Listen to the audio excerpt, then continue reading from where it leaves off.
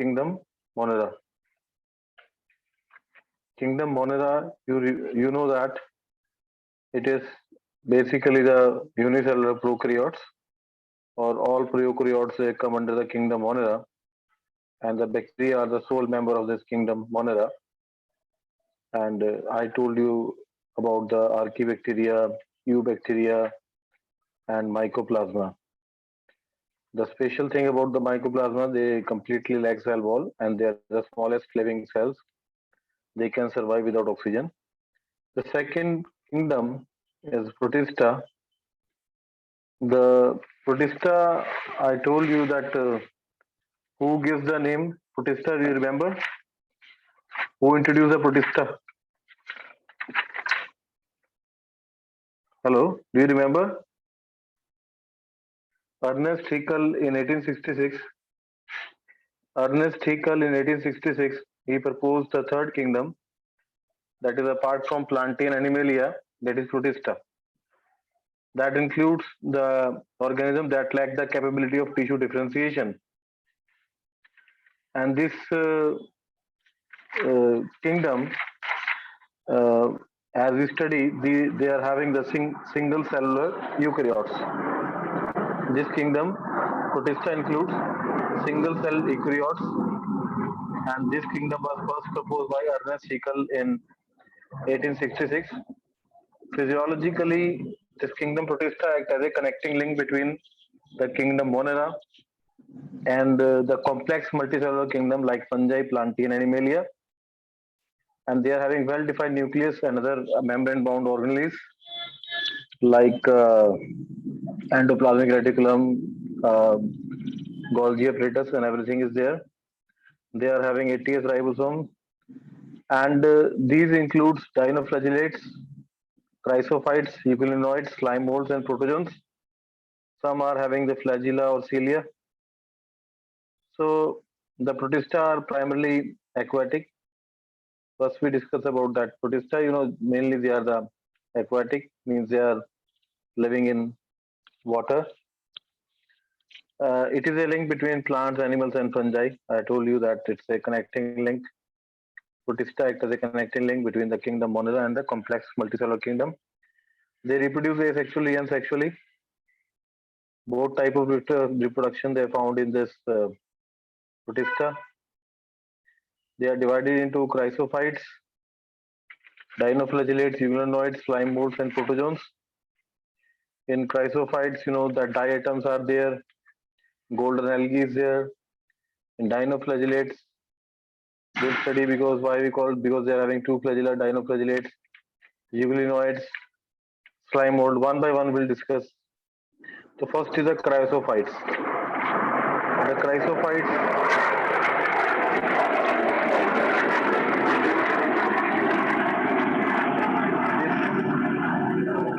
group includes diatoms and golden algae, and we call golden algae as desmids.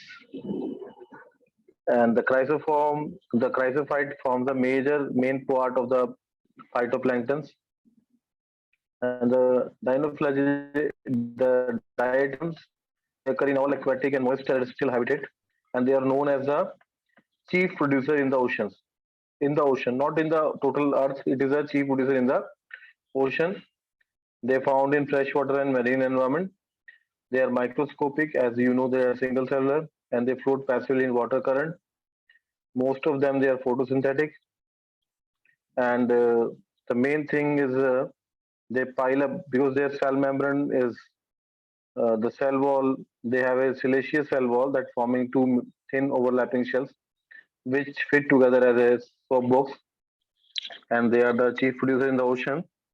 And the cell wall, after the death, it's pile up at the bottom of water reservoir and form big heaps. They are called diatomaceous earth. So the question comes like, what is a diatomaceous earth? So they have siliceous, like the cell wall is made of silica. They are forming two overlapping shells which fit together as a soap box. And the cell wall deposit of diatomaceous over billions of years in their habitat is known as diatomaceous earth. It is used in polishing, filtration of oil and syrups. And because this wall is non biodegradable, actually You know that the cell wall is made up of silica. So silica is not, it will persist for several thousand or billions of years. So that is about chrysophytes. And I will tell you one more thing about that chrysophytes, that these diatoms are having different color. They do not possess flagella except in the reproductive stage. And these diatoms mostly reproduce asexually by binary fission. And if sexual reproduction, that is vary from isogamy to oogamy. The economic importance of these diatoms, they are commercially important for, like they are very good photosynthesizers, as you know that they are the main, they can fix the, in the ocean, they are the chief producer. They are used as a cleaning agent in toothpaste and metal polishes, used in filtration of oil and syrup, and they are also uh, like used in insulation material in refrigerators, boilers, and furnace, and they also used to make soundproof rooms. The second is golden algae. The cell walls have distinct half. The sexual reproduction occur by conjugation, and they usually found in fresh water and act as an indicator of polluted water. The second category is dinoflagellates. The dinoflagellates, as the name suggests, they are having the two flagella. So most, they are mainly marine. They are photosynthetic organism. There are about 1,000 species of photosynthetic protists known to mankind. And the general characteristic feature of these dinoflagellates, they are important phytoplanktons. Most of them, they are marine, and some are also found in the fresh water. The cell wall in dinoflagellate is present is composed of number of plates made up of cellulose. And some dinoflagellates like Goinecolex and Gymnodium, they grow in large number in the sea and make the water look red and form red tide, and that is different from the Red Sea. Okay, they are not like in the Red Sea. The color of water is red due to that release of some kind of toxins, and these toxins released by such a large number may even kill the other aquatic animals like fishes. The some dinoflagellates also phosphofluorescence and show bioluminescence, and the dinoflagellates reproduce asexually through cell division or by formation of loose food. Reserve food material is stored in the form of starch and oil. The third category is euglenoids. Euglenoids, they live in fresh aquatic habitat and damp soil, and they occur mostly in stagnant water. You know that all protists are aquatic. Only the condition they are either they are the some marine, some are fresh water, some are in the stagnant water. Okay, so in these euglenoids, the important features, characteristic feature, they are unicellular flagellate protist. Body is covered by thin protein-rich layer called pellicle, which gives them flexibility. It lacks cellulosic cell wall. As you know, the others are having the cellulosic cell wall. Euglenoids have two flagella, usually one long and one short, and they perform creeping movement by expansion and contraction of their body. And each cell possesses a cytosol at the anterior end. Euglenoids are autotrophic in the presence of sunlight, but if sunlight is deprived, they behave like heterotrophs and they are doing predating the other smaller organisms. So this mode of nutrition is called mixotroph because they are doing autotroph and heterotroph. The example is Euglena, and Euglena is a connecting link between the plant and the animal. Okay, that's why they are a connecting link between the, because they are autotroph also, they are heterotroph also. That's why they have mixotrophic kind of nutrition. Sexual reproduction is very rarely seen in euglenoid. Euglena is considered as a plant as well as animal. It also called as a plant animal. The plant feature is that they are having chloroplast and chlorophyll are present. An animal feature is the presence of pellicle also, which is not made of cellulose. And the I told you that heterotrophic mode of nutrition is there. The next category is slime molds. Uh, The slime molds, they are decomposer mainly. They are saprophytic protist. They possess both the character of animal and fungi.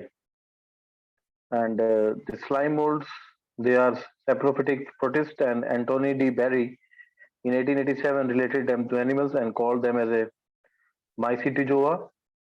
They are also named as fungus animals because they share the common character of both animal and fungus, and they are known as protestant fungi due to their protestant nature. The general feature of this slime molds, they are found in moist terrestrial places rich in decaying organic wood, and the body of slime mold is covered with mucilage having gelatinous consistency. That's why they are called slime mold, because slime is present outside them, like they are covering, the mucilage covering is there. The vegetative parts lack cell wall. They are surrounded by plasma membrane. However, the spores have cellulosic cell wall. Under suitable conditions, they form the aggregates called like plasmodium.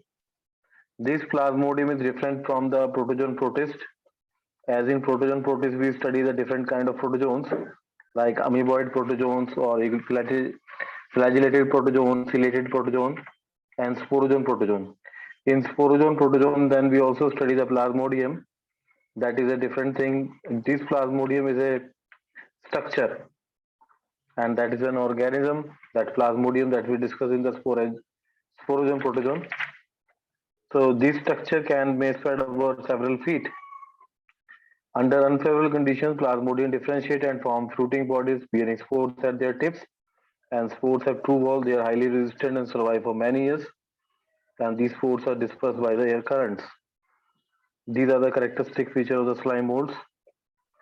And these slime molds are also beneficial as they cause the decomposition of organic matter in the soil. It doesn't mean that it is all like useless. Both sexual and asexual reproduction there, and they show phagotrophic or saprotrophic nutrition. They don't have chlorophyll. Okay, they don't have any autotrophic kind of nutrition. And the last one is a protozoan. This includes, amoeboid protozoan, flagellated protozoan, ciliated protozoan, and sporozoans. And they were first studied by the Anton van Leeuwenhoek, and in 1677. And it's they are having animal-like behavior. The protozoan process may be aquatic, terrestrial, or parasite. They can cause several diseases in humans and animals. The general characteristics, they are microscopic, unicellular, colorless, with different shapes. Locomotion occur with the help of finger-like pseudopodia, flagella, or hairy cilia. All protozoans are heterotrophs and live in a parasite. Respiration occurs through the general surface of the body. Asexual reproduction occurs by binary fission, multiple fission, or budding. And the sexual reproduction, if occurs, it is by syngamy and conjugation. There are four groups. The first is amoeboid protozoan. These live in the fresh water, seawater, or moist water. Some of like Entamoeba, like the example, Entamoeba will come in the amoeboid protozoan. The examples are amoeba and amoeba, Pilomixa, haliozoans. These marine forms have silica shell on their surface. The parasite one, the Entamoeba. The general feature of this group are they move and capture their prey by putting out pseudopodia, and the body is without periplus. The flagella are present in some developmental stage. Nutrition is holozoic, and asexual reproduction occurs by binary fission, multiple fission, spore, and budding, and sexual reproduction by syngamy. The second is flagellated spore protozoans. As suggested, the flagella, they are having free living. They can be free living or parasitic. Example: Giardia, Trypanosoma, Leishmania, Trichoma, Nympha, Trichomonas. They have flagella for locomotion, as their name suggests. They may be aquatic, free living, parasitic, commensal, or symbiotic. They are generally uninucleate. The body is enclosed in the biafilm pellicle. Nutrition can be holozoic, saprobic, or parasitic. Asexual reproduction is by binary fission or cis formation. Sexual reproduction, it is in the some forms only, and they are causing disease like the trypanosoma causing the sleeping sickness, leishmania, kalazar, giardia, giardiasis. They cause the leukorrhea in the females. The next one is ciliated protozoans. They are aquatic, most actively moving organism because of their presence of thousands of cilia in the body, as you can see in the picture. Example: Paramecium, Opalina, Vorticella. The general feature of this group are many ciliated live as a free living individual in fresh water or marine water. Paramecium is in the marine water. A large number of cilia present on the whole body surface and they are used for the capture of food and locomotion. Ciliated protozoan have a cavity that is called gullet that opens to the outside of the cell surface.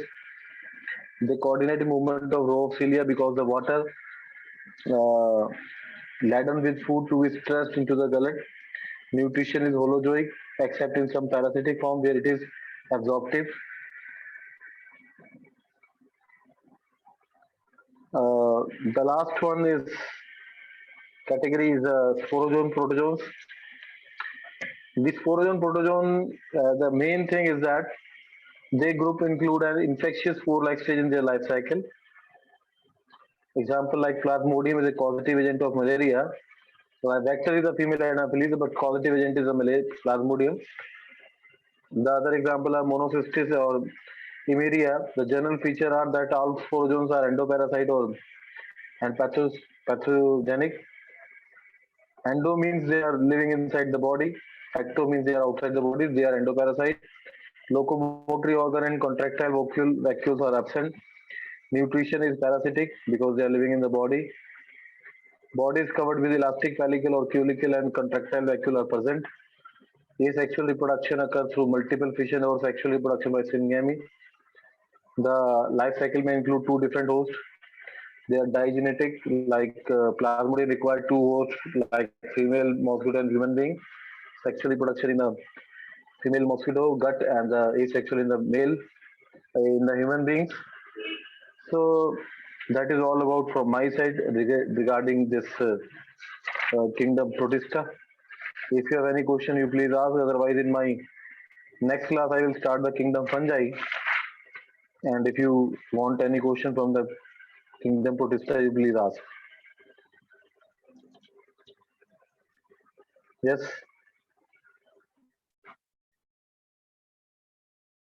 Fungi बने, प्रोटिस्टन से ही animalia बने और प्रोटिस्टन से ही Plantae involve हुए. तो हमने आपको बताया यहाँ तक. Okay, now we'll start about the kingdom fungi. You know that kingdom fungi, they are also called kingdom mycota. They constitute a unique kingdom of heterotrophic organisms. They are all heterotrophs because they will not make their own food by like plants. They show a great diversity in morphology and habitat, and there are about 100,000 species in this kingdom. Just characteristic feature of kingdom fungi are discussed. I will discuss. So first, I'll tell you. Nowadays, there is a lot of discussion about the black fungus or muromycosis. So the study of fungus, the science, the branch of science that we do the study of fungus is called mycology, and the clinician they're called mycologist. A scientist having specialization in the study of fungi is called mycologist. They are also decomposers. Some are also causing the disease, but they are the opportunistic when their immune system gets weakened due to some any reason. Then they get start growing on the body. You can see that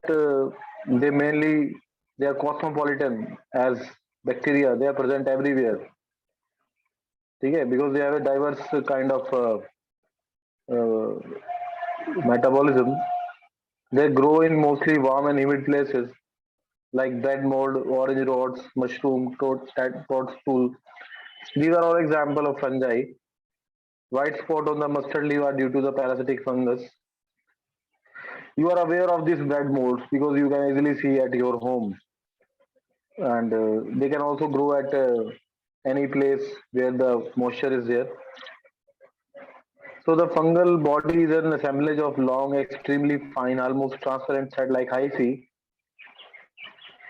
They are also having the hyphae, and numerous hyphae are twisted around one to form the mycelium. The some fungus are source of antibiotic like penicillium. Penicillium fungus have produced the penicillin antibiotic, and it was the first antibiotic, and it was discovered by Alexander Fleming. I think it is 1972. Then he got Nobel Prize, and it was used in the World War. Some unicellular fungi like yeast are also be making bread and beer. Uh, Other fungi cause disease in plants and animals, like wheat rust causing that disease is Fuchsia. The fungal hyphae I'll show you. See what is the difference between the mycelium and the hyphae. Except each the fungus are filamentous. You can see that they are making a web kind of structure. Their bodies consist of a long cylinder thread-like structure called hyphae. The network of hyphae is known as mycelium, and there are two types: cenocytic or septate. Cenocytic means they are continuous tube filled with multinucleate cytoplasm. They don't have septa. There is no partition. As you can see, जैसे पहले train होती थी उनके बीच में दो compartments अलग अलग होते थे. आजकल जैसे शताब्दी राजधानी वगैरह में सब क्या आपस में कनेक्टेड है.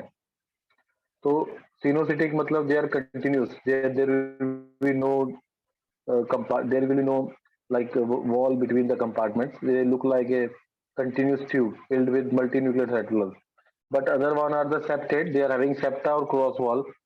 As you can see in the septate hyphae, you can see the cross wall is there. Okay, and the cenocytic like there is no wall. That's why they are having a multi-nucleated. The fungi cell wall is made of chitin and the polysaccharide, as it is not from the cellulose in the plants.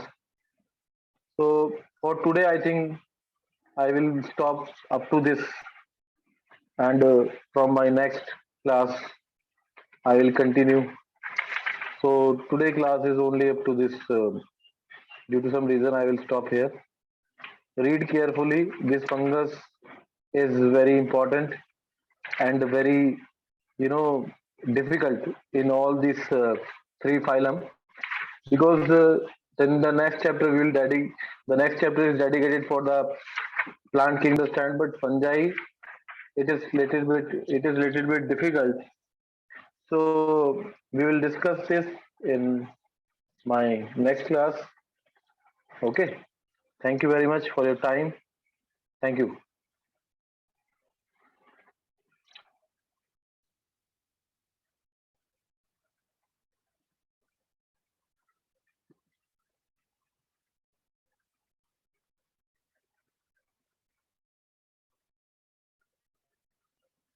I am stopping here.